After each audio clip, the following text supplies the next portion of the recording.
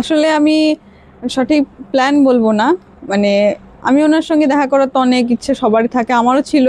কিন্তু আমি জানতাম না যে ওনার সঙ্গে আমার দেখাটা এইভাবে হয়ে যাবে এবং তিনি আমাকে কাছে ডেকে আমার যা শোনার উনি শুনবেন এবং আমার পরিস্থিতি উনি বুঝবেন, সেটা আমি জানতাম না। যাই হোক, সেই সৌভাগ্য আমি পেয়েছিলাম। তো ওনার সঙ্গে আমি দেখা করেছি এবং তিনিও আমাকে অনেক আশ্বাস দিয়েছেন। তিনি বলেছেন তিনি আবার আমার সঙ্গে কন্ট্যাক্ট করবেন এবং আমার কথা তিনি আবার শুনবেন, যেহেতু তিনি সেদিন ব্যস্ত ছিলেন। তিনি সেই মুহূর্তে হয়তো আমারটা পুরোটা শুনতে পারেননি, কিছুটা কথা অসম্পূর্ণ থেকে গেছিল। তবুও তিনি তেনার তরফ থেকে একদম ক্লিয়ারেন্সে আমাকে দিয়েছেন যে তিনি আবার আমার সঙ্গে কথা বলবেন। মূলত দাবি কি ছিল? দাবি বলতে প্রথমত যেহেতু আমরা যুব সমাজ, প্রথমত আমাদের শিক্ষা তো মোস্ট ইম্পর্টেন্ট। তো সেই ক্ষেত্রে আমি ওনার কাছে শিক্ষা নিয়ে গেছিলাম এবং শিক্ষার কিছু রুলস পরিবর্তন করার জন্য আমি ওনার কাছে গেছিলাম। তো যাই হোক, আপাতত আমাদের শিক্ষা তো উনি অনেকটাই পরিবর্তন করছেন এবং করবেন আশা করি। আর অনেক ওয়েস্ট বেঙ্গল তাতে ইমপ্রুভও করবে। তো আমি ওনার কাছে মূলত গেছিলাম আমার অ্যাব্রড লোনের জন্য। আসলে এমনটা ভাববেন না যে আমি পশ্চিমবঙ্গের মুখ্যমন্ত্রীর কাছে পশ্চিমবঙ্গের ব্যাপারে না বলতে গিয়ে আমি কেন অ্যাব্রড বলছি, হয়তো অনেকে ভাববেন। আসলে দেখুন, সবার স্বপ্ন তো সমান হয় না। তো আমারও কিছু স্বপ্ন আছে যে আমি আমার দেশ থেকে বাইরে গিয়ে উচ্চশিক্ষায় শিক্ষিত হয়ে সেই শিক্ষা আমি আমার ভারতে নিয়ে আসবো এবং আমি আমার ভারত সহ আমার ওয়েস্ট বেঙ্গলকে আমি একটা নাম দিব, যে নামটা আরও হয়তো ভবিষ্যতে উঁচু দিক দিয়ে যাবে এবং তাতে আমার কিছুটা অবদান থাকবে দেশ এবং আমার রাজ্যের প্রতি।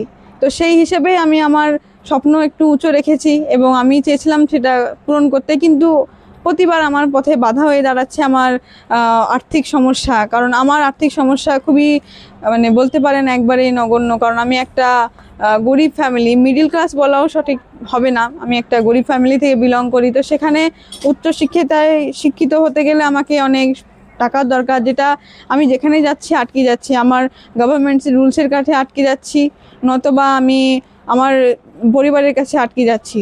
তো আমি সেই সমস্যার সমাধানের জন্য আমি ওনার কাছে গেছিলাম এবং ওনার সাথে কথা বলতে গেছিলাম যে কিছুটা হলেও যদি উনি আমার সাহায্য করেন এবং আমার সাথে সাথে যাতে আমার মতো যে যারা স্বপ্ন দেখছেন যে যুব সমাজ, সেই যুব সমাজের জন্য মানে তারাও যেন হেল্প পায় এই মানে থেকে, সেটা আমি ওনার কাছে বলে গেছিলাম। এমন না যে আমি আমার জন্য বলেছি, আমি আমাদের জন্য বলেছি, যাতে সবার হেল্প হয় এই কথাতে, সেটাই ওনার কাছে আমার বলার ছিল।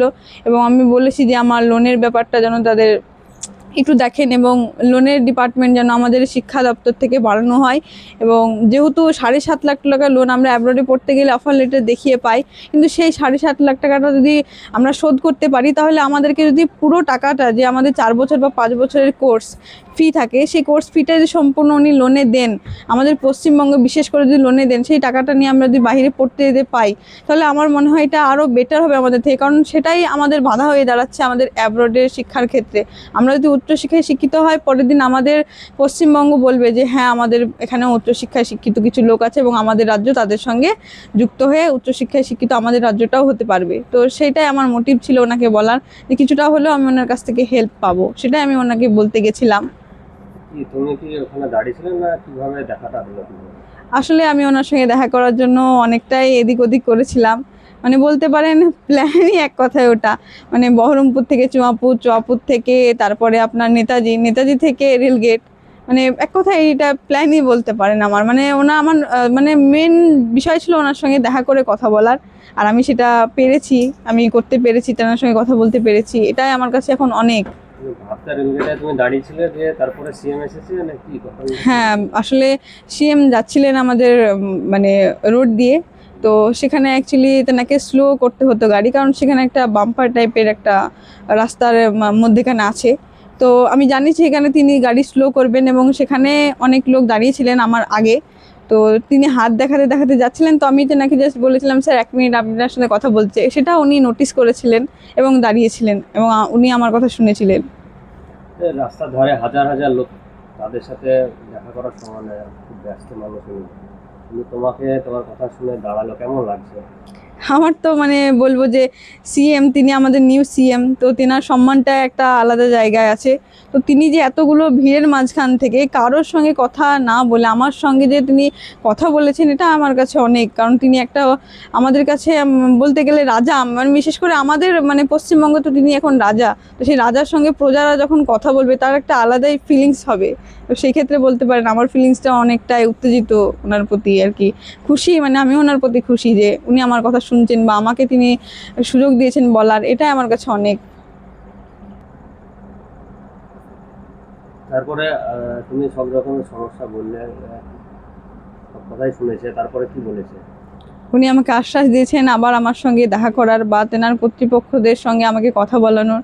তিনি আমার অবজেকশন নিয়েছেন এবং আমার নাম্বারও কালেক্ট করে নিয়ে গেছেন। তিনি আবার আমার সাথে পুনরায় দেখা করবেন বলেছেন, আমাকে আশ্বাস দিয়েছেন।